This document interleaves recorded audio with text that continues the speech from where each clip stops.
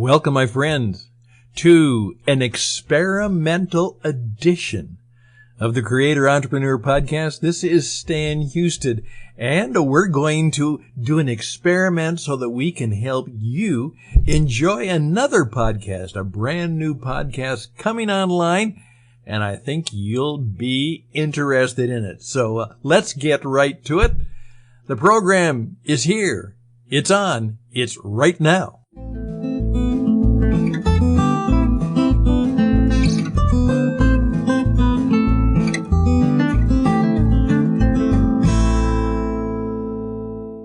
Testing. 1, 2, 3. Testing.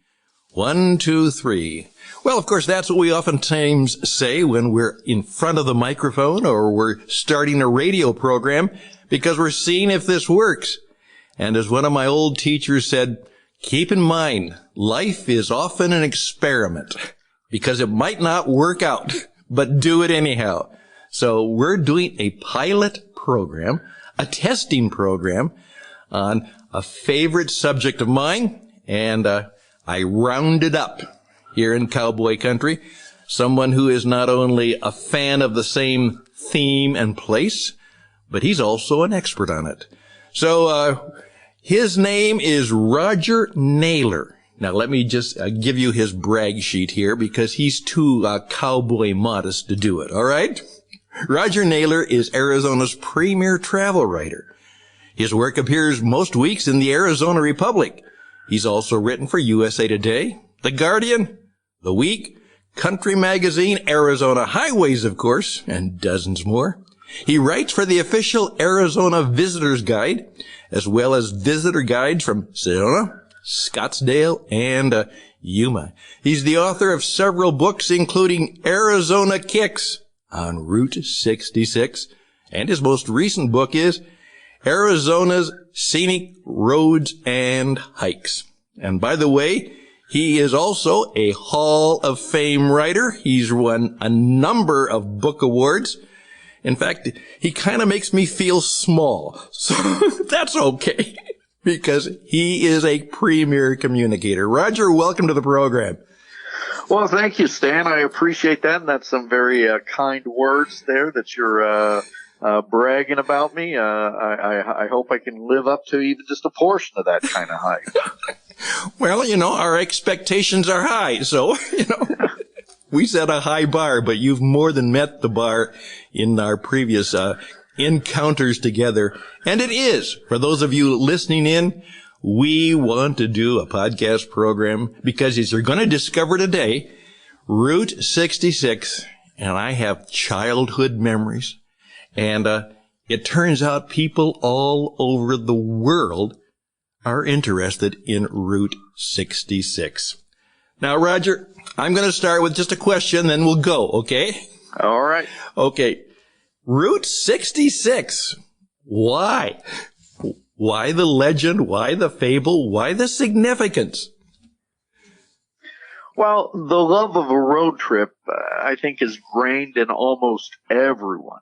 You'll find it in our memories, or at least in our dreams. When you're on the road, the possibilities seem endless. Life is easy and carefree. All you have to do is keep moving. There's always another curve in the road to seduce you. Over every horizon is another world to discover. And Route 66, that's the ultimate road trip. It's the Mount Everest of road trips, the one that captures the imagination of all road warriors. Route 66 is without question the most famous highway on the planet. It's been celebrated in novels, movies, songs, and television. It's woven into our consciousness for almost a century now. When you're traveling Route 66, you know you're part of something historic, something special. Route 66 transcends borders, languages, and generations because it embodies a sense of freedom and a spirit of adventure. This is the very best of America.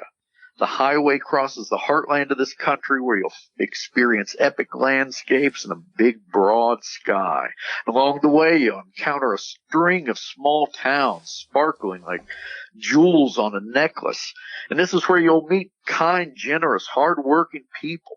The farmers, ranchers, waitresses, mechanics, shop owners, artists, traffic cops, teachers, and just the guys who like to sit on public benches and discuss the weather. This is where you'll encounter real people and collect actual memories, the kind that will last a lifetime. Real people. It is the real road. And you're exactly right. I remember we were in California. My father had said, we're going to take a road trip. And we did. And we were in California. And of course, we went to Disneyland at that time. And we were now going to head back to Iowa. And I said, how are we going to do that? And he said, son, we're going to take Route 66. Nice. And I still remember that. Sure. I really do. Well, how did you first get interested in Route 66? Well, I wish I could say the same. I wish I had some great childhood memory, because I know so many people do, but that's just not the case. I never set foot on Route 66 until I came to Flagstaff, Arizona to attend college. And even then, it didn't mean anything to me. I was just a kid, I was a teenager, what the heck. And it wasn't until years later when I was living in Arizona and working as an Arizona travel writer. And I was on the road to somewhere. I can't remember where. I was on some assignment. But I was hungry, and I stopped for a burger. I pulled off I-40 to eat in Seligman, a small town on the high grasslands of northern Arizona. A sign declared Seligman to be the birthplace of historic Route 66. But what caught my eye were 4 tour buses parked down on the main street there. It was Tuesday, and we're in the middle of nowhere. Yet tour groups from France, Germany, and Japan were unloading. As I stood there, a group of motorcycle riders from Belgium roared up. Everyone streamed towards a small barber shop. Crowds that couldn't squeeze inside stood on the sidewalk snapping photos. I'm thinking, man, how good is this barber? Is Edward Scissorhands working in there? That was the day I met Angel Delgadillo. Angel's the small-town barber who led the preservation movement that brought Route 66 back from the dead. See, with the expansion of, I'll give you a little history here. With the expansion of the interstate system, there seemed to be no more need for the old road. So in 1985, US 66 was officially decertified. All signs were taken down, and it was removed from maps. Route 66 ceased to exist. America no longer had a main street. So like many towns bypassed by the new interstate, Seligman struggled to survive. Traffic no longer streamed through downtown and now roared past on I-40. So businesses shuttered, residents fled. In 1987, Angel Delgadillo and his brother Juan organized a meeting of concerned citizens. They formed the Historic Route 66 Association of Arizona, the very first of its kind. They lobbied the state to designate Route 66 as a historic highway. Now, if you've ever lobbied the state to do anything, you know what a complicated and lengthy process it is. Yet, lo and behold, they succeeded the very next year. And that provided a blueprint for all other states to follow. That's how the Mother Road exists today, on a state-by-state basis, as historic Route 66. So needless to say, Angel Delgadillo, known as the guardian angel of Route 66, has become the most famous small-town hair cutter in the world. He's in his 90s. He still holds court from his old barber shop, now the Route 66 gift shop and visitor center. So anytime someone says to me about that one person can't make a difference, I like to tell them the story of Angel Delgadillo. But ever since then, that's what got me fascinated with Route 66. And so I started writing about it for the Arizona Republic, for Arizona Highways. And when it came time to write my first book, that was Arizona Kicks on Route 66. It's just been a place that I just love to travel, love to explore and experience over and over again. I'm sitting here smiling, and I had to turn my microphone off because I was laughing so hard because this is such a wonderful story. And I oftentimes say you'll learn more here by accident than most places by design. And that is a wonderful story. I didn't know that. That's how it happened, huh? Yeah, I mean, it was just that simple. I was just hungry, and I'd heard of Seligman, and I just couldn't believe it. Because again, if you've been to Seligman, it really is. It's a tiny little town in the middle of nowhere. But I guarantee you, if we go up there, if we stopped by, if we were somehow transported there right now, there would be tours from all over the world. There would be tour groups, there would be people, and they would all be crowding into the Angels barbershop. They would be eating at the Snow Cap there, which was opened by his brother Juan. Juan's no longer with us, I'm sorry to say, but it's still run by his kids. And it's because Route 66 has such an international reputation. It's known worldwide.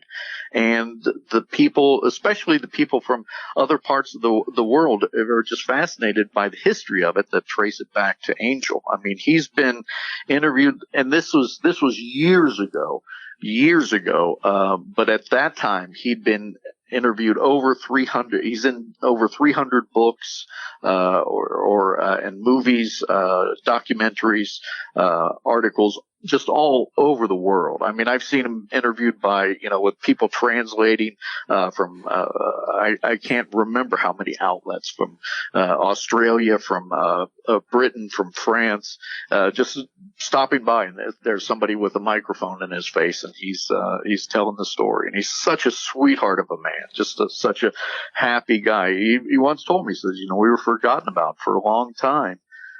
But then now people come from all over the world to see us again. So every day is a good day. Fascinating. Now, obvious question, but this is really important. Okay. Favorite spot or spots on Route 66? Oh, man. Oof, that's a tough one. Yeah, I know. I've got a lot of them. I've got a bunch of them. Okay. But if I have to choose just one, if I had to pin it down, it would be a little place called Cool Springs. About 20 miles west of Kingman, Arizona, Cool Springs perches on the edge of the desert at the foot of the Black Mountains in the shadow of Thimble Butte. It's a beautiful setting. And it used to be this old gas station that served food and was later expanded to include tourist cabins.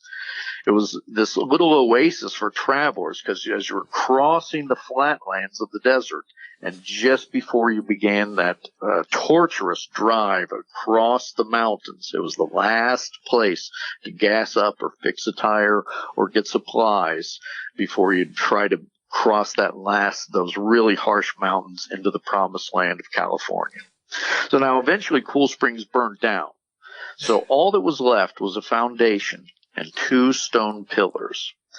But it was discovered decades later by a guy from Chicago named Ned Luckner. He told me when he saw it, he said, it looked like the kind of place you'd take a guy to bump him off. Yet there was something about it that just spoke to him.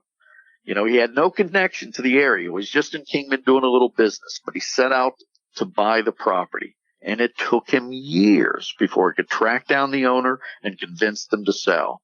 And then, so once he had it, using old blueprints, he rebuilt Cool Springs so that it looks exactly like it did in the 1920s. He said it was an opportunity to preserve a piece of history, and chances like that just don't come along very often. And that's very much the story of Route 66. People stepping forward to say, I want to save this little bit of our heritage. See, Ned still lives in Chicago, but he has Cool Springs open as a gift shop, snack bar, and museum, and I never miss a chance to stop. One other thing that he did that makes it such a special place is he built a hiking trail across the road that climbs to the top of the mesa above Route 66. It's not very long and it's not especially steep, but it's one of my favorite hiking trails in Arizona. And I wrote about it in my first book, Arizona Kicks, on Route 66. It's how I end the book, the very last words of the book. And I'd like to read you that portion. Okay, to wonderful. You now, if you don't mind. So, it's please. So Route 66, Arizona moment. I'm sitting on an exposed slab of stone atop the mesa overlooking Cool Springs Camp. I am a few hundred feet above Cool Springs, above Route 66.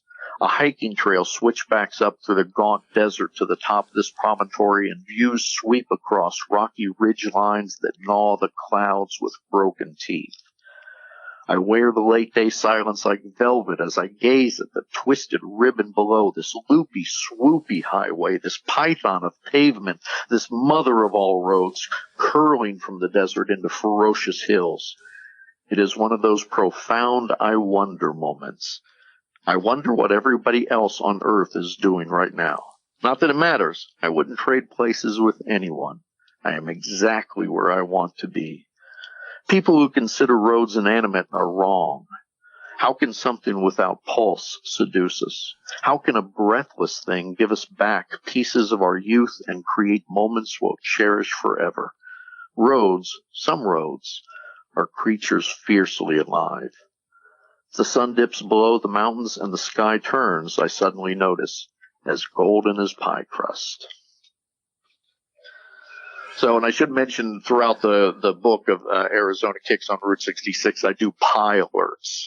I include all the places where you can stop and find homemade pie, because I think there are two places you should always be able to find homemade pie: cooling on your grandma's windowsill and in cafes and diners on Route 66. What a wonderful Right now, I can guarantee you there are people who are pausing this podcast and looking, how do I get that book? So that's good.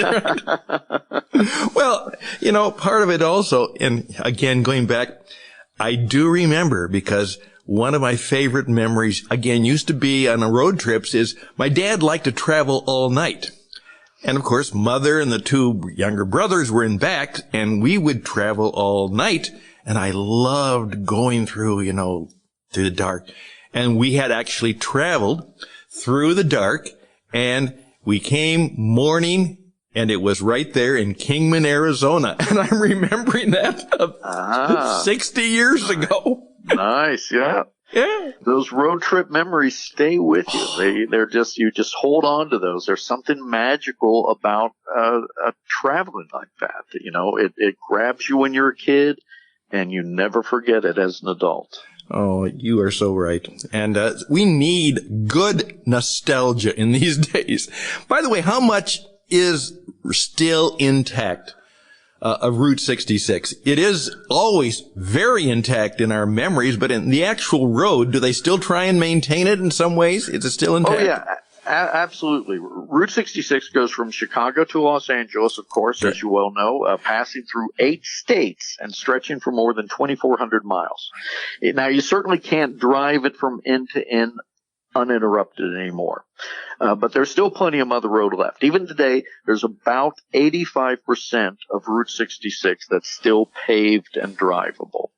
So what I recommend anyone do before setting out on a journey, whether you're traveling the entire route or just exploring a portion, is do a little research beforehand, because there are maps and books that provide details and directions for each segment, each state by state, and even broken down even in smaller little portions. And of course, the old highway was realigned several times, so there are different alignments to discover. There are dirt road portions of Route 66 you can check out if you're so inclined. It just depends on what kind of adventure you like to have. I mean, a lot of people really like that. They like finding those old ghost segments of out in the prairie of Route 66. Arizona sort of embodies that whole Route 66 experience, because in the eastern portion of the state, much of the old highway submerged beneath I-40. So you have to do a lot of hopscotching on and off the interstate, where you'll find segments of 66 at different exits and on frontage roads. You'll even encounter orphan patches of pavements and some crumbling ghost alignments that are slowly succumbing to the elements. Of course, Route 66 is still the main drag through each town you come to, like Holbrook, Winslow, Flagstaff, and don't forget Winona. And it's in the towns where you'll enjoy the old motor courts, the diners and cafes, and the velvety glow of neon signs. But once you get to the western half of the state, you'll find longer stretches of the Mother Road until at last you jump off I-40 at the Crookton Road exit just west of Ash Fork and your tires never need to touch interstate again in Arizona. This is the longest intact portion of Route 66 still in existence, a winding 2-lane river of pavement that carries you through small towns, across high desert, and through rugged mountains for 158 miles all the way to the California border. It's an incredible journey, and that's one of the reasons that Arizona is sort of the heart and soul of the Route 66 experience, because you can still have those kind of adventures. You can still have that kind of road trip. You know what came to my mind just as you went through that? I remember as a young boy, you don't see them much anymore. Remember neon signs? They were wonderful. Oh, absolutely. And there's still quite a bit on Route 66. You know, the old signs are being saved. They're being maintained. They're being put back into use. Yeah, I mean, I love neon. Neon carves the night into rainbow hues. Neon is the nightlight of angels, drunkards, and poets. It's we should never have gotten rid of neon, and I'm glad to see it's making more and more of a comeback. And that's one of the great joys of traveling Route 66 and rambling through these small towns in the evening and driving through and just seeing those old signs come to life and breathe. You know, before there was Yelp and TripAdvisor, neon is what it told us where to sleep and eat. You know, you didn't look something up on your phone. You just looked out the windshield and go, look at that. There's a look at the neon sign with the horse's legs moving and the stagecoach. That's where we want to eat. You know, or the icicles, the freeze boot icicles hanging off that's where that air conditioned motor court. That's where we want to stay. So. Neon was always a huge part of our early travels, and it should be again. That would be so wonderful, so wonderful. Hey, what, if I'm just kind of a beginner at this, what will be some of my first impressions if I'm saying, okay, you know what, I've heard about this, but I've never done it, but boy, I'm going to do it now. This is a great thing. We're going to get out of COVID. We're not going to travel in a crowded airplane. We're going to do a car trip. And we do on Route 66. What will be some of the things they can first expect that'll make it worthwhile? This is where you'll find a way of life that you were afraid had vanished. Because things move a little slower along Route 66. Many of the businesses are still mom and pop operations. See, the road begins in Chicago and it ends in L.A., but the vast majority of it connects one small town after another. It was actually designed that way, you know. When Route 66 was built in 1926, its two primary purposes were to increase the flow of commerce from east to west and to be an economic engine for small towns. That's why it has that sort of meandering route connecting so many communities. That's also how it earned one of its nicknames, the America's Main Street. And that's what you'll still find today, that Main Street spirit. Route 66 is where you can move at your own pace. You can mosey if you want. You can window shop and browse and drive for a while and pull over when you want and stop as long as you want. This is where you'll still find homemade pie and goofy roadside attractions and motel rooms shaped like wigwams. This is where you'll find America. Because unlike hurtling down the interstate at high speeds, 2-lane travel is the purest form of travel. The Mother Road is where you come to have the mother of all adventures. Well, that's what you can expect, my friend. You know, you even got me ready to go again. I oftentimes say my little studio is on Arizona Route 77, but it's nothing like 66 up north. Well, if people want, right now, Arizona kicks on Route 66. Okay, now pitch it. Well, you can get any of my books. I've got 7 books that are out, almost all on Arizona, and they're all available on my website, rogernaylor.com. And that's where you can also read some of my articles and follow along on my social media platforms, because that's all I do is ramble around Arizona and the Southwest and write about these beautiful places I get to go and eat and hike and the little experiences I get to have. And once as COVID begins winding down, I'm looking forward to again reconnecting to so many of those adventures, getting out and exploring and seeing again. So RogerNaylor.com is where you can go and find out more and order books as well. Well, thank you, Roger. This has been a delight. And this has not just been an experiment. It has been a wonderful experience. And I know right now that a number of people are going to join me in saying, Roger, can we do more? All right. Well, it would be my pleasure. I'm always happy to blab about the beauty of and the joy of Route 66 and encourage more people to get back to traveling the old ways, to slow down and travel and experience these kind of moments again, create these kind of memories. Because, you had them. A lot of us were fortunate to have them as kids, and it's time to pass them along to the next generation and the one beyond that, and let's make sure that we keep these these small towns and these mom and pop businesses going. Amen, amen, amen. And that's a prayer for Route 66. We'll design a prayer for it sometime. Thank you, Roger. This has been wonderful. Stan. It was my pleasure. And we'll be back in touch. And thank you so much.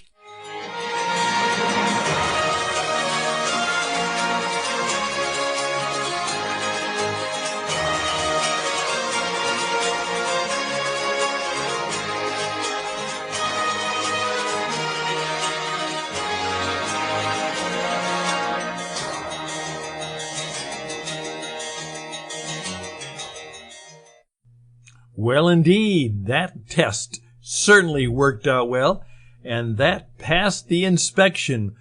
This is a go. The Route 66 podcast is ready to launch, and I hope that you will join us. Once again, my name is Stan Husted, and you can reach out to me at stanhusted@gmail.com, stanhusted@gmail.com.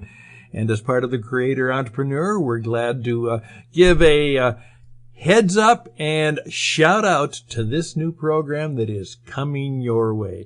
I can hardly wait to hear all the things that Roger has to say and the people who want to tell their stories of what it's like to live on Route 66. Take care, watch out, we'll be back, and bye for now.